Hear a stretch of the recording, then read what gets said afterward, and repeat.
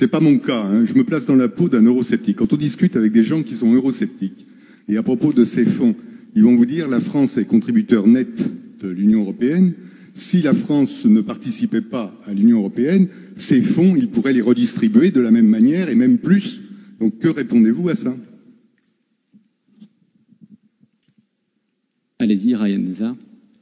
Pardon, très rapidement, je ne veux pas monopoliser non plus la parole, puisque la consigne va en sens inverse. La réponse est très simple. Oui, si on fait un calcul comptable, qu'on fait les plus et les moins, à la fin des fins, la France, comme d'autres pays, comme l'Allemagne, comme les Pays-Bas, etc., contribue davantage au budget européen qu'elle n'en retire en termes de financement budgétaire. C'est vrai. Et je veux dire, encore heureux, on est la deuxième puissance économique en Europe. Donc si ce n'était pas le cas, il y aurait un problème de cohérence. Mais la construction européenne, c'est pas que des plus et des moins. C'est pas une équation comptable.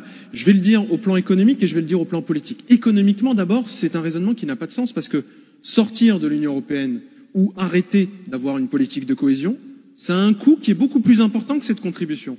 Parce que ça veut dire des entreprises qui commercent moins, ça veut dire des consommateurs qui ont moins de choix dans leur pratique de consommation, qui, le cas échéant, ont des produits de moins bonne qualité. Ça veut dire une mobilité, y compris sociale, qui est bien inférieure à ce qu'elle est aujourd'hui. Ça veut dire des investissements publics qui ne sont plus financés au niveau européen.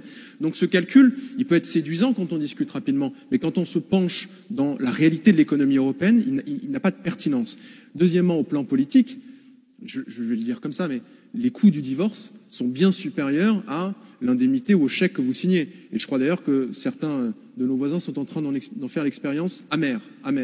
Donc c'est un argument qui a du poids aujourd'hui dans l'opinion, il faut le regarder lucidement, mais c'est un argument auquel il faut répondre très facilement en disant que ça n'est pas une équation comptable, l'Europe. C'est bien plus que ça, et heureusement, sinon on ne serait pas là.